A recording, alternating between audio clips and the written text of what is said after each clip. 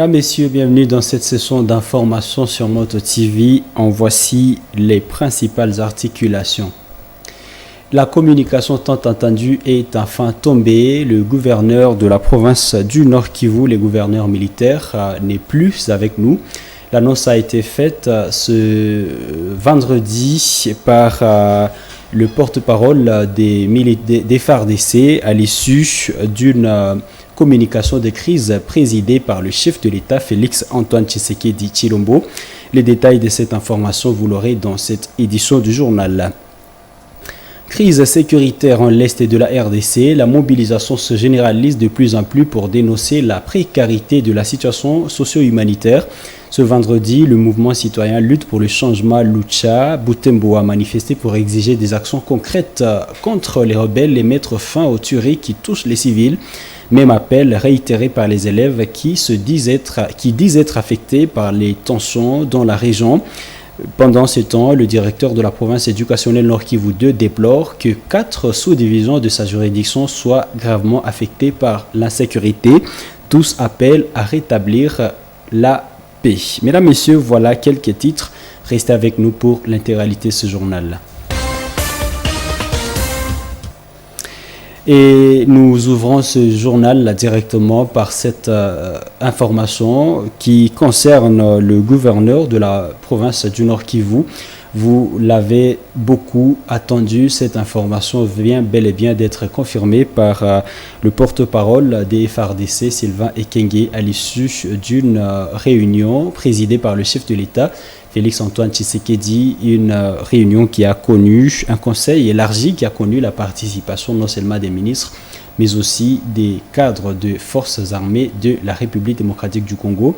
C'est donc officiel, le gouverneur du Nord Kivu n'est plus avec nous. Suivez les détails dans cet élément.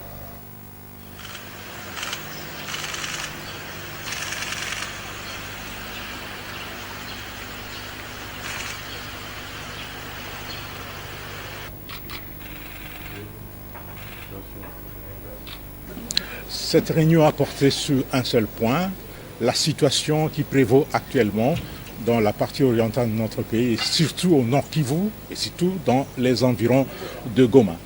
Le commandant suprême a donné des instructions fermes pour que l'ennemi qui est en train de nous attaquer, pour que l'agresseur soit traqué jusque dans son dernier retranchement, qu'il soit repoussé loin de Goma et poursuivi jusqu'à récupérer l'ensemble du territoire national qu'il occupe. Ça, c'était la première préoccupation qui a réuni autour du commandant suprême les responsables militaires et civils que vous avez vus. Le deuxième problème, et c'était une information très capitale, c'était l'annonce du décès du gouverneur du Nord Kivu, le général-major Chirimwami Nkuba Peter, qui est tombé l'arme armée au champ d'honneur.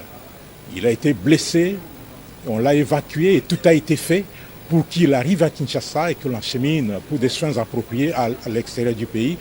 Mais malheureusement, il a succombé de ses blessures. Voilà l'essentiel de tout cela et les honneurs lui seront rendus lors des obsèques nationales qui seront organisées ici à Kinshasa.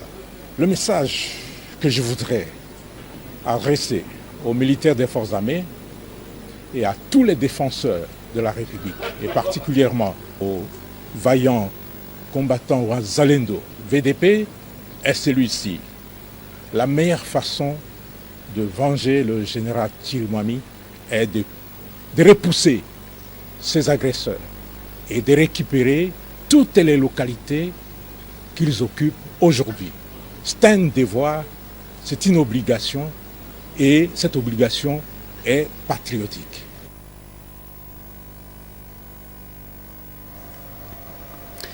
Et le mouvement citoyen Lutte pour le changement Lucha, section de Butembo, a manifesté ce vendredi 24 janvier 2025 pour dénoncer la persistance de l'insécurité dans l'Est de la République démocratique du Congo. Les militants de ce mouvement ont déposé un mémorandum à la mairie de Butembo exigeant des actions concrètes contre les rebelles et la mise un terme des tueries qui touchent les civils dans cette partie du pays. Cette marche pacifique a réuni une vingtaine de participants déterminés à interpeller les autorités locales sur la situation. Reportage Luciana Moussivirwa et Mirembe Chitawite. Dans les rues de Boutembo, une vingtaine de militants de la Lucha portent de bandeaux rouges symbolisant les sang versés chaque jour au Nord Kivu. Ils ont défilé pour réclamer la paix. Chaque manifestant portait un message fort, parmi lesquels Félix Tshisekedi doit nous dire la vérité sur la guerre du M23 et de l'EDF. Plus de 12 millions de morts, c'est trop, ajusté. Ou encore, Rwanda is killing. Et Makila et Sopani. Lors de leur passage au repos VGH, les militants ont observé une minute de silence en mémoire de victimes de violences dans l'est du pays.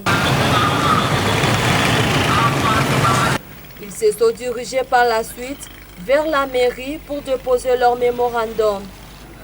À leur arrivée, ils ont été reçus par un représentant du maire. Cependant, ils ont exigé la présence de l'exécutif urbain en personne.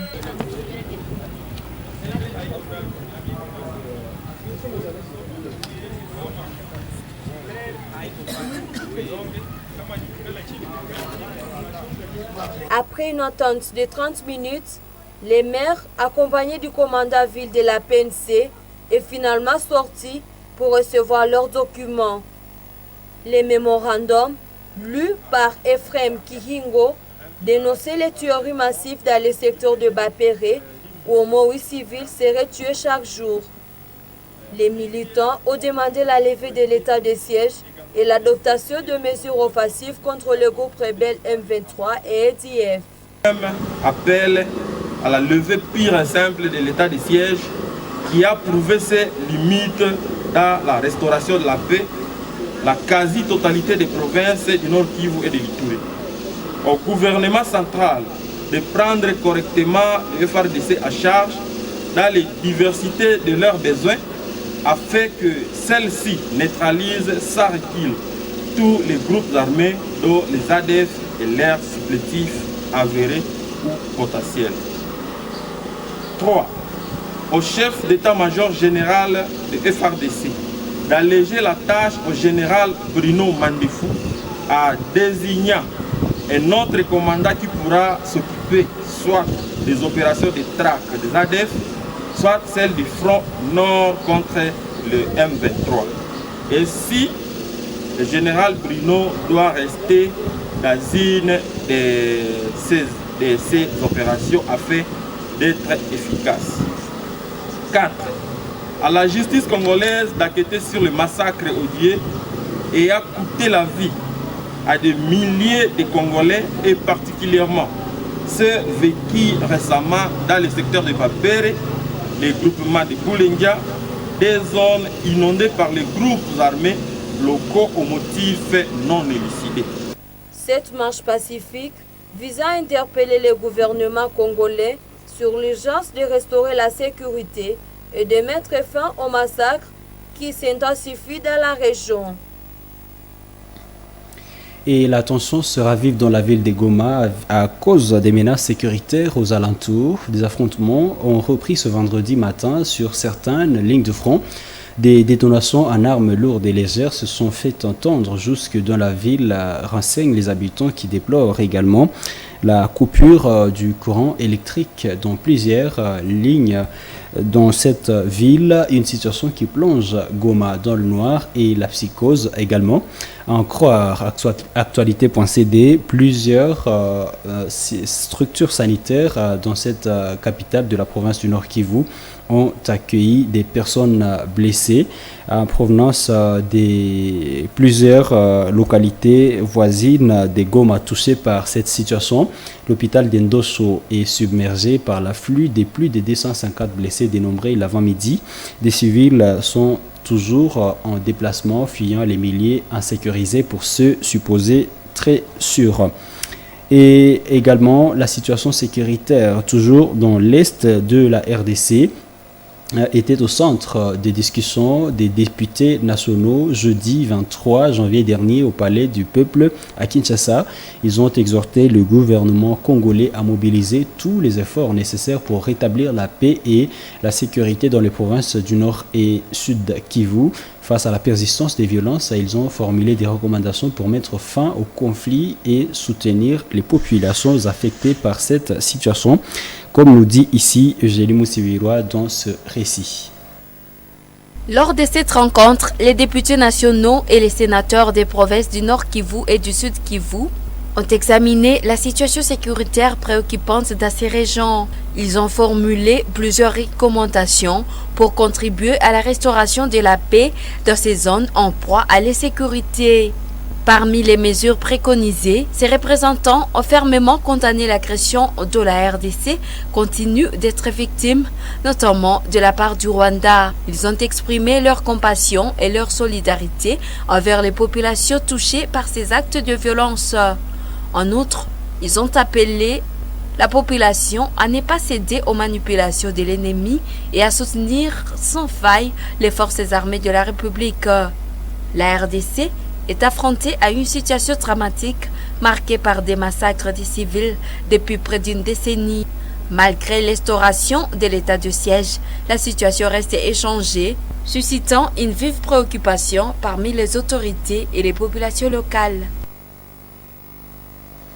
Et dans le même chapitre, le secrétaire général de l'ONU a fermement condamné la nouvelle offensive du M23 dans l'est de la RDC. Il a averti sur les risques d'une escalade en guerre régionale. Il a exhorté les parties impliquées à respecter la souveraineté de la RDC et à cesser tout soutien aux groupes armés.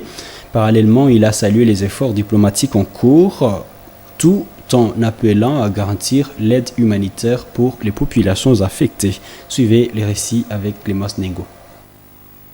Le secrétaire général des Nations Unies s'est déclaré profondément préoccupé par la reprise des hostilités dans les provinces du Nord Kivu et du Sud Kivu. La récente offensive du M23, caractérisée notamment par la prise de Sake, constitue une menace sérieuse pour la ville stratégique de Goma. Cela aggrave les tensions dans la région des Grands Lacs. Dans sa note exploitée par Actualité.cd, Antonio Guterres a appelé le M23 à respecter l'accord de cessez-le-feu du 31 juillet 2024. Cela en les retirant des zones occupées et à mettre fin aux hostilités. Le secrétaire général s'est également dit alarmé par les rapports faisant état d'une présence militaire rwandaise en RDC et d'un soutien au M23. Il souligne l'urgence de respecter la souveraineté et l'intégrité territoriale de la RDC. Saluant les efforts diplomatiques du président angolais João Lourenço, il a encouragé toutes les parties à poursuivre leurs engagements dans le cadre du processus de Luanda, processus qui vise notamment la neutralisation des forces démocratiques pour la libération du Rwanda, FDLR, et le retrait des forces étrangères du territoire congolais. En parallèle, le secrétaire général a insisté sur le respect des droits de l'homme et des droits humanitaires internationaux. Il a demandé un accès humanitaire immédiat pour venir en aide aux populations affectées, tout en rappelant le caractère civil des camps de déplacés internes. Réaffirmant le rôle de la MONUSCO dans la protection des civils, il a condamné toute attaque contre les casques bleus ou les personnes civiles de l'ONU. Revenons à Butembo pour prendre cette page éducation et sécurité. La coordination des comités des élèves de Butembo a investi ses nouveaux dirigeants ce vendredi 24 janvier lors d'une cérémonie tenue à la mairie de Butembo dans le cadre de la journée mondiale de l'éducation. Le nouveau coordonnateur Crispin Koulimouchi a saisi cette occasion pour rappeler que l'éducation de qualité des enfants passe par la sécurité que le gouvernement doit garantir à ses citoyens. L'événement a réuni plusieurs autorités et élèves pour inscrire cette transition. Reportage Sacré Kangiti et Léandrine Maloulé. La grande salle de l'hôtel de ville de Butembo a accueilli cette cérémonie de investiture à présence du maire représenté par la chef du service Hygiène Famille et AFA, du prophète du Nord Kivu ainsi que des élèves issus des diverses institutions scolaires. Le comité sortant, dans son discours, a exprimé sa satisfaction de passer la main à une nouvelle équipe de combattants. Tout à l'heure souhaitant bonne chance, il a promis de leur apporter soutien dans la mesure du possible. Mais notre travail est loin d'être terminé. C'est pourquoi, en ce jour, nous annonçons que nous continuerons à bâtir un futur où chacun pourra s'épanouir, un futur où la justice sociale, scolaire, l'éducation et la lutte contre les inégalités dans l'avenir. La passation des pouvoirs a été officiellement assurée par le prophète du Nord Kivu, M. Norbert Bissimois, et la chef du service IJAR Famille AFA, Mme Odile Bambanza.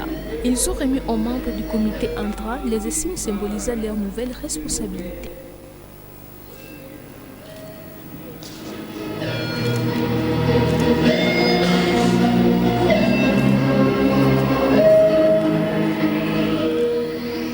Premier discours attaqué coordonnateur des comités des élèves de Butembo, COCB, Christian Koulimouchi, a insisté sur le rôle crucial de l'éducation dans le développement du pays. Il a appelé les enseignants à s'investir pleinement dans la formation des élèves pour assurer un avenir meilleur. Il a profité de rappeler au gouvernement congolais que la bonne éducation des AFA dépend de la sécurité que celui-ci offre à ses citoyens. Nous restons convaincus que par l'éducation, la paix sera trouvée si nous donnons à nos enfants de bonnes manières d'être et l'éducation. Il convient de noter que le mandat de la coordination des comités des élèves de Butembo est d'une durée d'un an. Retenez avec nous qu'il s'agit bien de Crispin Koulimouchi et non Christian Koulimouchi, le nouveau coordonnateur des comités des élèves de Butembo. À l'occasion de la Journée internationale de l'éducation, le directeur de la province éducationnelle Nord Kivu 2 a adressé un bilan de l'état des lieux de la situation éducative de sa province. Lors d'une interview accordée à la presse ce vendredi 24 janvier, il a révélé que sur les 12 sous-divisions que compte sa province, 4 sont gravement affectées par l'insécurité. En attendant une restauration durable de la paix par les autorités compétentes, il a exhorté les responsables des écoles à accueillir les élèves déplacés afin de leur permettre de poursuivre leur scolarité malgré les difficultés que traverse leur milieu d'origine. Propos recueillis par Léandrine Maloulé et Sacré Kangiti. Bon, c'est sûr que nous sommes dans une province qui est aujourd'hui secouée par la guerre. Et donc l'éducation, oui, est là, mais elle est perturbée par la guerre qui touche certaines sous-divisions. Je peux vous dire que plus de 131 élèves sont en déplacement, bien qu'ils soient en train de suivre la formation ou l'éducation dans le milieu d'accueil, mais l'état de lieu est que sur un total de 12 institutions dans l'ensemble de la province éducationnelle, nous avions compté au moins 4 sous-divisions qui sont très touchées, et donc les enfants qui sont dans ces postes sont en déplacement sur l'éducation ailleurs. Donc l'état de lieu est celui-là pour le moment. Ça évolue progressivement. Et on sera bien sûr de documenter les avancées pour mettre au parfait l'actualité par rapport à ça. D'abord, les enfants sont recensés, aussitôt qu'ils sont en train de venir. Les super de recense, c'est afflux. Et une fois recensés, nous sensibilisons les écoles qui sont dans les milieux jugés sécurisés où les enfants sont allés pour que ces enfants soient réintégrés dans les écoles.